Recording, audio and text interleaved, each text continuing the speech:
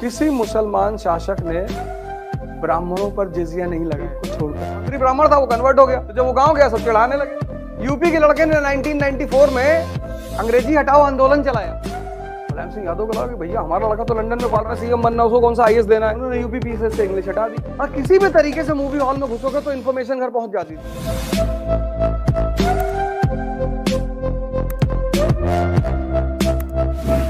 लेकिन हिंदुस्तान के युवा को पता नहीं, वो व्हाट्सएप यूनिवर्सिटी का पढ़ा हुआ है।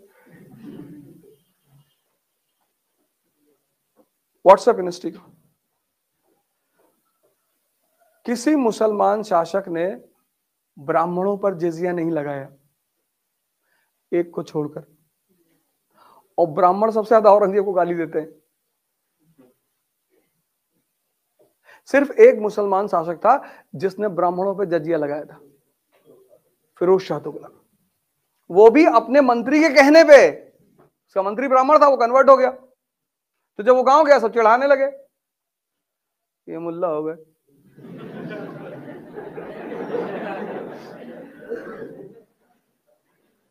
उसको लग गई कि वे चढ़ा रही है हमको।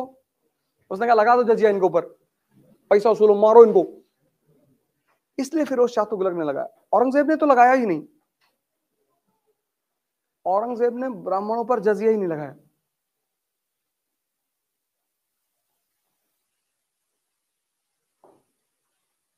हल्दी घाटी की लड़ाई हिंदू मुस्लिम की लड़ाई है। राणा की तरफ से जो उसका तोपची है ना, आर्टिलरी मैन हाकिम खान सूर,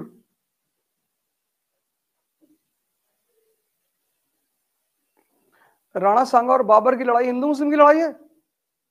राणा सांगा की तरफ से 4-4 मुसलमान सरदार लड़ रहे हैं, हसन खां मेवाती, महमूद लोदी।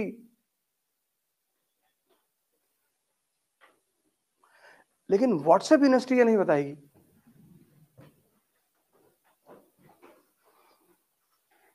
मैंने कहा ना, 10th के बाद लोगों ने हिस्ट्री पढ़ी नहीं। 95% इस कंट्री का लड़का उसमें चला गया, साइंस में। उसको नौकरी करनी थी तुरंत, मेडिकल की तैयारी करनी थी, डॉक्टर बनना था और इंजीनियर। 90s के बाद यहां कंट्री में दो ही चीज लोग बन रहे थे, एक डॉक्टर, एक इंजीनियर।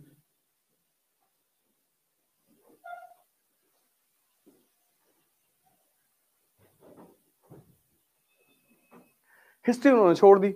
लिबरलाइजेशन के बाद बड़ा जबरदस्त नौकरी भी मिल रही थी दोनों को। फिर 2008 में डिप्रेशन आ गया,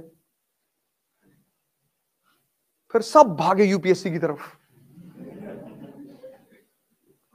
ये यूपीएससी का जो बूम है वो 2008 के डिप्रेशन से जुड़ा हुआ है। नौकरियां खत्म हो गई ना, नौकरियां खत्म होने लगी। कि आईआईटी कानपुर के लड़कों को लगा कि हम जब 15 घंटा पढ़ ही लेते हैं तो एक राउंड और। आईआईटी के लड़कों का सिलेक्शन क्यों होता है? उसकी सबसे बड़ी वजह यह है कि उनके सेटिंग क्षमता बहुत अच्छी है, उनके सोचने की क्षमता बहुत अच्छी है। ह्यूमैनिटीज का लड़का जो है वो 1 घंटे में एसी ढूंढने लगता है, गर्मी बहुत लग रही, कहां से हवा नहीं आ रही यार, यहां हवा नहीं।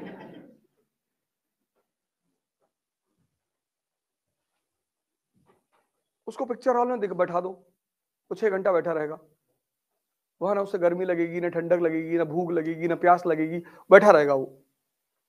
बस उसके चॉइस की मूवी होनी चाहिए। लेकिन पढ़ाई में वो सब कुछ देखता है कि कमरे का ये यार कलर ठीक नहीं है, यार ये बड़ा दबा सा कलर है, उत्तेजना नहीं पैदा होती।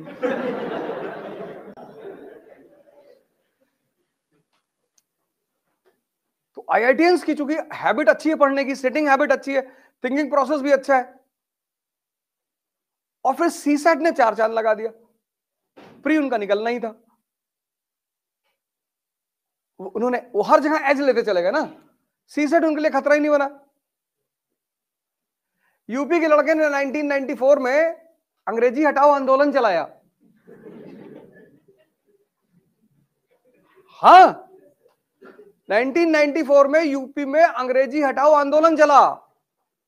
इलाहाबाद में लड़कों ने खूब सरकारी संपत्ति, मैं था इलाहाबाद में, खूब पत्थर मारे। अब ये मत पूछना कि आपने मारे कि नहीं। अंग्रेजी हटाओ। मुलायम सिंह यादव को लगा कि भैया हमारा लड़का तो लंदन में पढ़ रहा है, उसको बाद में सीएम बनना, उसको कौन सा आईएएस देना है। उनका तो कॉन्सेप्ट क्लियर था, उन्होंने यूपीपीएससी से इंग्लिश हटा दी, यूपीपीएससी से इंग्लिश हटा दी, इलाहाबाद जो सेंटर था आईएएस की प्रिपरेशन का वो खत्म हो गया। अब हिंदी बेल्ट का लड़का कहता आके कि सर हिंदी मीडियम में सिलेक्शन नहीं होता। तो 94 में जो मारे थे, नहीं हम नहीं मारे, तो हमारा मौसी लड़के थे गुड्डू। हाँ तो गुड्डू को ढूंढो ना।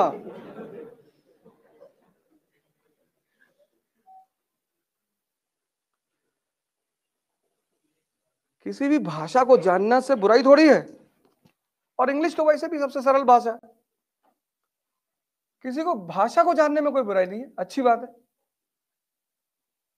उपलब्धि है, अचीवमेंट है।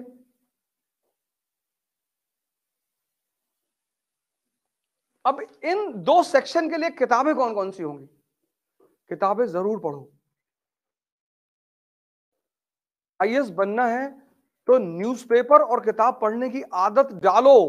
यूट्यूब के लेक्चर्स बहुत कम सुनो, मैंने कहा नहीं सुनो, बड़े अच्छे अच्छे लेक्चर्स पढ़े हुए हैं, बड़े अच्छे अच्छे टीचरों के पढ़े हुए हैं, तो सुनो, लेकिन किताबों को पढ़ने की आदत डालो। Because when you read the book you have to connect the lines and create the story. तो तुम्हारा दिमाग जिंदा होगा। जब तुम किताब पढ़ोगे ना तो तुम्हें सोचना पड़ेगा। तुम सीरीज देखते हो तुमको मजा आता है क्योंकि तुमको उसमें सोचना नहीं पड़ता, कहानी अपने आप सामने खुलती चली आती है। इसलिए गांव के लोग आज भी सिनेमा को देखना बहुत बुरा मानते हैं। 80 में तो खैर मानते ही थे, 90 में तो खैर मानते ही थे। आपने घर में जो आपके एल्डर है, पिताजी, उनसे पूछिए कि वो कैसे पिक्चर देखने, मूवी देखने जाते रहे होंगे। और किसी भी तरीके से मूवी हॉल में घुसोगे तो इंफॉर्मेशन घर पहुंच जाती थी। और आज पीवीआर को एक सोशल स्टेटस बना दिया गया है, क्योंकि माँ बाप को पता था कि अगर तुम मूवी देखोगे ना तो तुम्हारी जो कनेक्ट करके सोचने की क्षमता है वो खत्म हो जाएगी। इसलिए किताबें पढ़ने में नींद आती है, तो किताबें खुद से तभी बोलेंगी जब तुम उनसे बोलोगे, वरना वो तुमसे नहीं बोलेंगी। वो बोलेंगी तुमसे। और जिस दिन तुम जो पढ़ रहे हो, मतलब एक तरफ तुम आगे पढ़ रहे हो और दूसरी तरफ यहां पिक्चर बन रही है, उसके बाद तुम्हारा कोई कंपटीशन रुक ही नहीं सकता।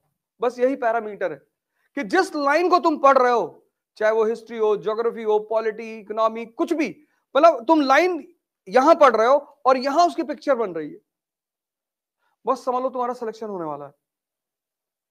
क्योंकि पिक्चर बन रही का मतलब यह है कि डाइजेशन इज गोइंग ऑन, हजम हो रहा है। किताबें लो और सरल किताबें लो।